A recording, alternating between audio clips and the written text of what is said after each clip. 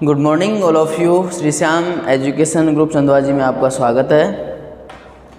यह BSc first year की botany class है, जिसमें हम लास्ट क्लास में हमने पढ़ा था कि मेंडल के आनुवांशिक नियम और उनके कुछ अपवाद, जिसमें हम देख रहे हैं कि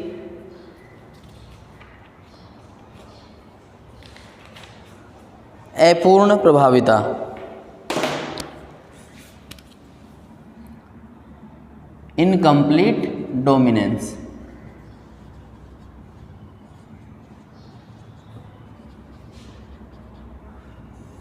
इनकम्प्लीट डोमिनेंस, जिसमें हमने देखा था कि मिराबिलिस जलापा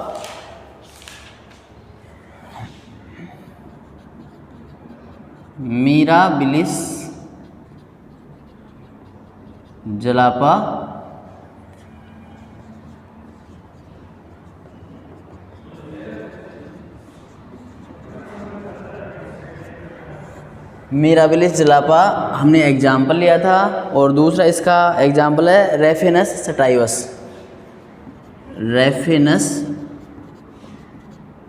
सेटाइवस। ठीक है, तो इसमें हमने देखा था कि जो मेंडल ने डाईहाइब्रिड क्रॉस करवाया, द्विसंकरण क्रॉस करवाया,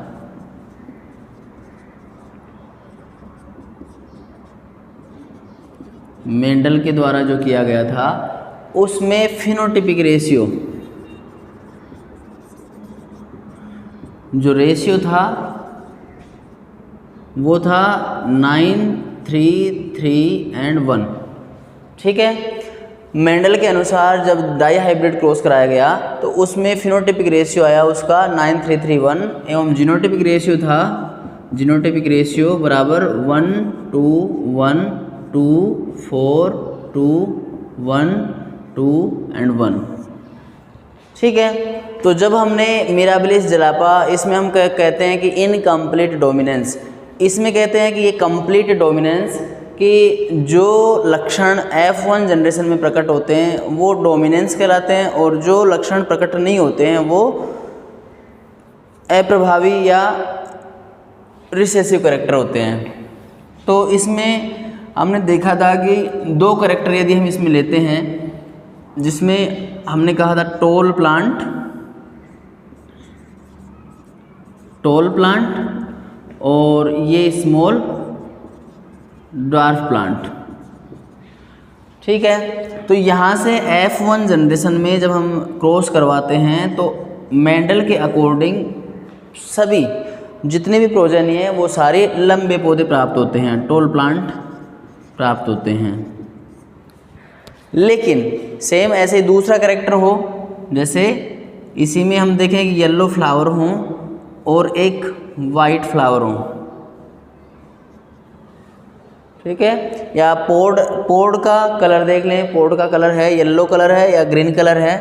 तो ग्रीन कलर के लिए हम मान लो ग्रीन जो डोमिनेंस है, और जी ये इसका येलो कलर है, पोड का फली का कलर। तो यहाँ पर हम देखेंगे कि F1 जनरेशन के अंदर वापस से यदि क्रॉस कराएं तो G एंड G आएगा, और सभी जो मटर हैं वो ग्रीन पोड वाले होंगे। ठीक है, ग्रीन पोड वाले होंगे, ये मेंडल के अकॉर्डिंग था।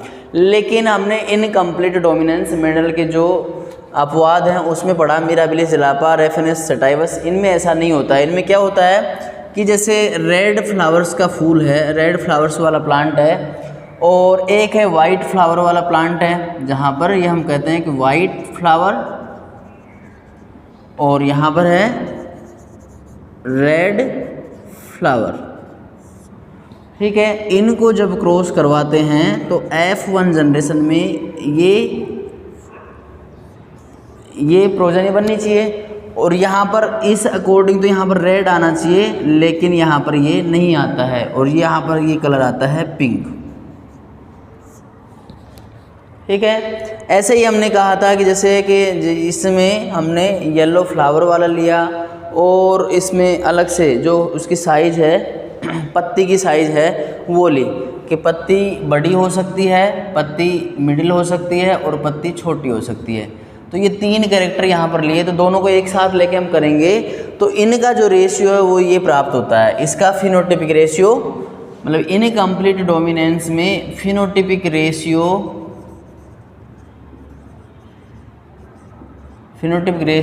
इक्वल टू मेंडल के अकॉर्डिंग जो कंप्लीट डोमिनेंस है उसके अंदर जीनोटिपिक रेशियो, दोनों समान होते हैं। तो हम कह रहे हैं कि इनकम्प्लीट डोमिनेंस का फिनोटिपिक रेशियो एवं कंप्लीट डोमिनेंस का जीनोटिपिक रेशियो दोनों समान होते हैं। इसका मतलब ये है कि इसके अंदर जो डोमिनेंट कैरेक्टर था वो अपनी डोमिनेंसी कंप्लीटली शो नहीं कर पाता है, वो अपनी प्रभाविकता पूर्ण रूप से प्रभाव नहीं डाल पाता है। अतः F1 जनरेशन में वो कैरेक्टर कम हो जाते हैं, लॉस हो जाता है उन कैरेक्टर्स का। इसलिए बीच वाला कलर, जैसे लाल फ्लावर था और ये वाइट फ्लावर था, तो दोनों का क्रॉस करवाया तो यहाँ पर पिंक आ गया। यहाँ पर इसका मतलब है कि रेड ने अपनी पूर्ण रूप से डोमिनेंसी शो नहीं की और इस तरह से यहाँ पर ये पिंक कलर हो गया। तो यहाँ पर हमने पहले किया था। और आज हमारा नेक्स्ट टॉपिक है को डोमिनेंस, सह प्रभाविता।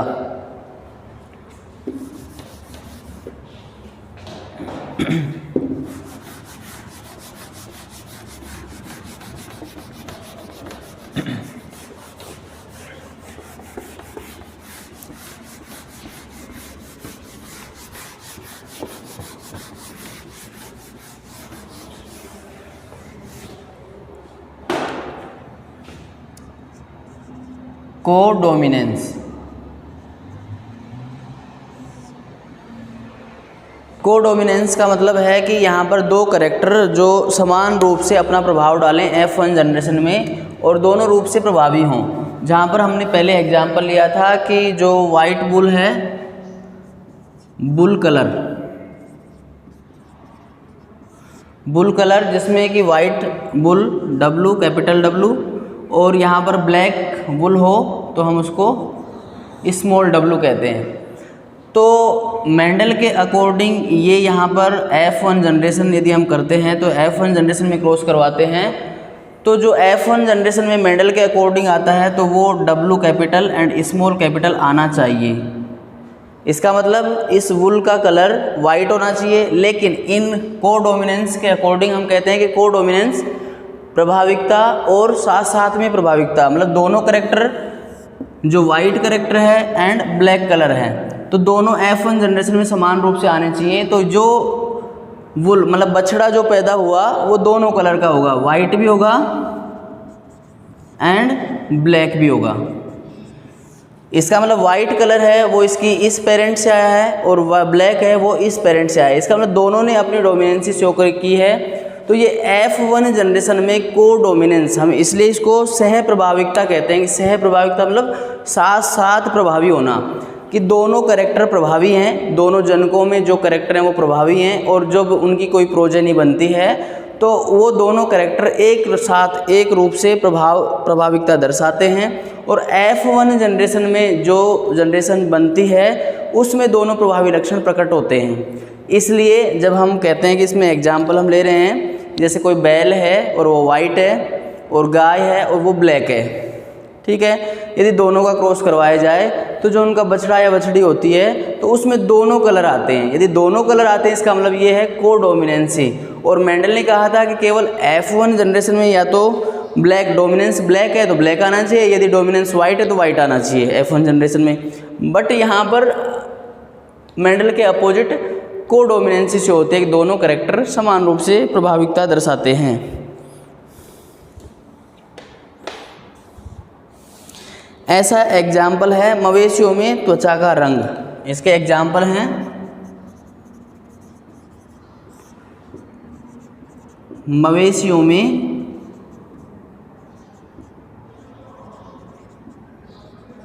त्वचा का रंग।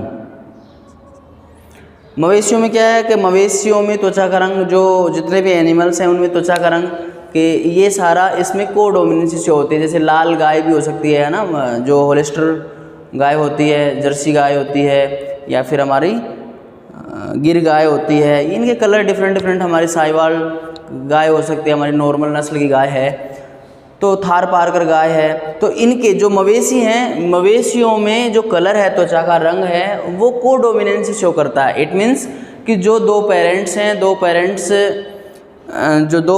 हैं उनका जो त्वचा का कलर है वो F1 जनरेशन में पूर्ण रूप से प्रभाविकता दर्शाता है, वो जनरेशन में आता है।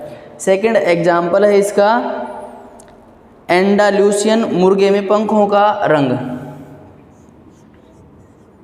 एंडालूसियन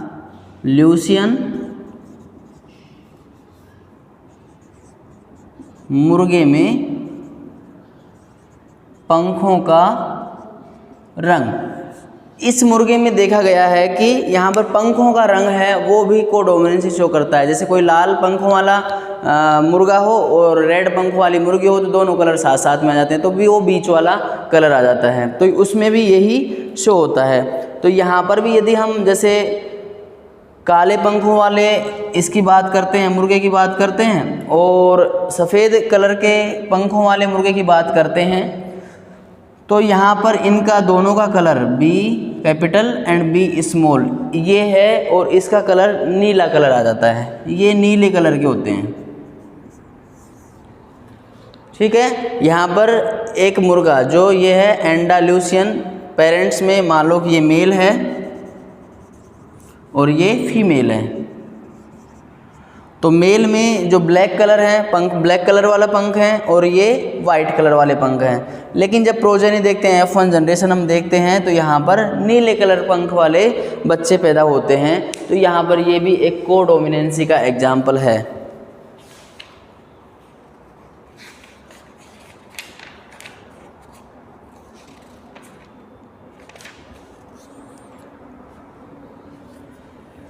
ठीक है, ये है एलेलिक इंट्रैक्शन।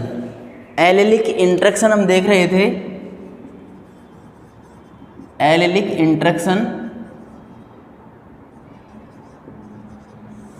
एक एलेल में पाए जाने वाले दो युग्मों में आपस में इंट्रैक्शन, और उसके वजह से कोई कलर प्रकट हो रहा है, कोई कैरेक्टर, कोई लक्षण प्रकट हो रहा है प्रोजेनी के अंदर, तो वो एलेलिक इंट्रैक्शन कहलाता है। नॉन एलेलिक इंट्रैक्शन में क्या होता है, यहाँ एलेलिक का मतलब है कि विद इन जीन पाए जाने वाले युग्मकों में जो कि उसका युग्म है वो यदि आपस में इंट्रैक्शन करके यदि दूसरा कलर देते हैं, कोई तीसरा कलर देते हैं, तो इस तरह से ये कहलाता है एलेलिक इंट्रैक्शन। और इसके दो एग्जाम्पल हमने पढ़े थे, इनकम्प्लीट डोमिनेंस एंड कोडोमिनेंस, ये दोनों एलेलिक इंट्रैक्शन के एग्जाम्पल हैं। इसके बाद में हम देखते हैं कि नॉन एलेलिक इंट्रैक्शन। हमारा यहाँ पर ये allylic interaction with in gene जो इंट्रैक्शन होते हैं वो यहाँ पर कंप्लीट होता है। तो एक बार हम इसको रिवाइज कर लेते हैं कि इनकम्प्लीट डोमिनेंस में हमने देखा कि जो कंप्लीट डोमिनेंस शो कर रहा था मेंडल के अकॉर्डिंग जो कैरेक्टर, वो F1 जनरेशन में अपनी डोमिनेंसी कंप्लीटली शो नहीं करता है। इट मीन्स क्या है कि वो जितना प्रभाव डालना चाहिए था वो प्रभाव नहीं डाल पाता है, अतः दोनों के मिड का जो कैरेक्टर है वो डेवलप हो जाता है F1 जनरेशन में। और इसका एग्जाम्पल हमने लिया कि मवेशियों में जो त्वचा का रंग है वो इसका मुख्य रूप से एग्जाम्पल है। जैसे कोई भी मवेशी हम एग्जाम्पल लें, जैसे एक जो सांड है, बुल है, उसका कलर ब्लैक है और गाय का कलर वाइट है। यदि हम दोनों को क्रॉस करवाते हैं तो F1 जनरेशन में जो उनकी प्रोजेनी प्रकट होती है तो वाइट एंड ब्लैक दोनों कलर आते हैं उसमें, जबकि मेंडल के अकॉर्डिंग उसमें जो डोमिनेंट कैरेक्टर या तो वाइट था या ब्लैक था, वो दोनों में से एक आना चाहिए था। लेकिन ये अगेंस्ट टू द मेंडल यहाँ पर दोनों कलर प्रकट होते हैं, और दोनों कलर प्रकट होते हैं इसका मतलब है कि ये कोडोमिनेंसी शो करता है। ठीक है, जबकि इनकम्प्लीट डोमिनेंसी में हमने मिराबिलिस जलापा जो फ्लावर है वो देखा था कि मिराबिलिस जलापा उसमें जो रेड फ्लावर है और एक वाइट फ्लावर है, दोनों को क्रॉस करवाते हैं तो पिंक फ्लावर प्रकट होता है। तो यहाँ पर भी ये जीनोटिपिक रेशियो, इनका जो फिनोटिपिक रेशियो है वो मेंडल के जीनोटिपिक रेशियो के बराबर आ जाता है। तो इनकम्प्लीट डोमिनेंस में डोमिनेंस कैरेक्टर वाला जो लक्षण है F1 जनरेशन में पूरी तरह से प्रकट नहीं होता है। इसका एग्जाम्पल है मिराबिलिस जलापा, जिसमें रेड फ्लावर होता है, वाइट फ्लावर होता है, दोनों को क्रॉस किया जाता है। तो यहाँ पर F1 जनरेशन में पिंक फ्लावर आता है। यदि मेंडल के अकॉर्डिंग हम ऐसा करते तो यहाँ पर रेड फ्लावर आने चाहिए थे, लेकिन यहाँ पर दोनों के बीच का कैरेक्टर पिंक फ्लावर आता है, तो ये इनकम्प्लीट डोमिनेंस का एग्जाम्पल है।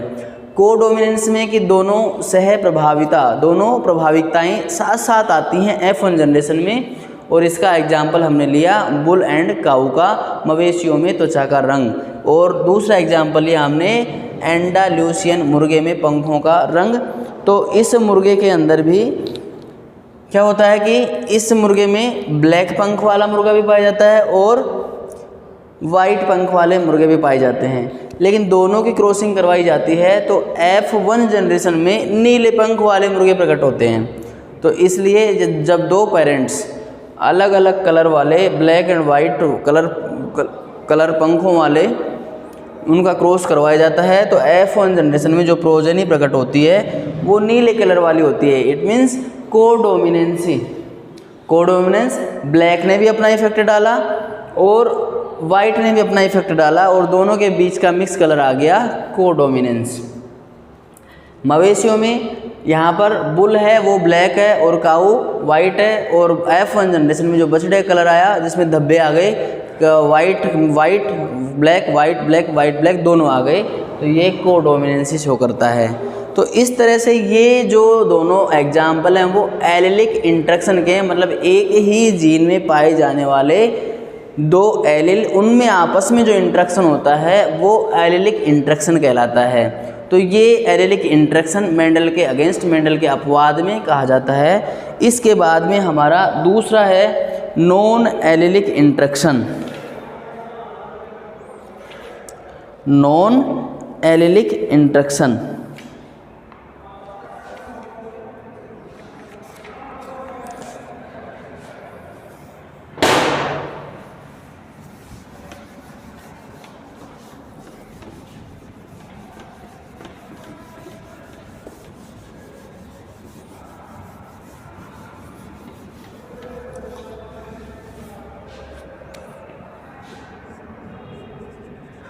नॉन एलिलिक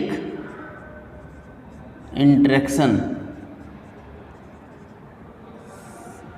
इसको हिंदी में कहते हैं अयुग्म विकल्पी अंतराजेनिक पारस्परिक क्रियाएं। अयुग्म विकल्पी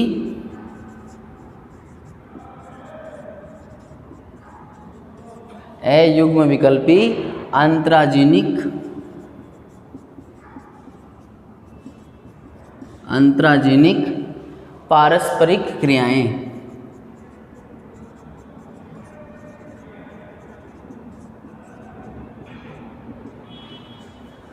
ठीक है, अयुग्म विकल्पी अंतराजेनिक पारस्परिक क्रियाएं, non allylic interaction. It means कि दो डिफरेंट जीन में पाए जाने वाले युग्मकों का इंटरेक्शन हो तो वो इसके अंदर पढ़ा जाता है। तो बेटसन व पुनेट के प्रयोग इसमें मुख्य रूप से दिए गए हैं, जिसमें उन्होंने मुर्गे पर किया था कि मुर्गे का एक तो रोज कॉम्ब होता है,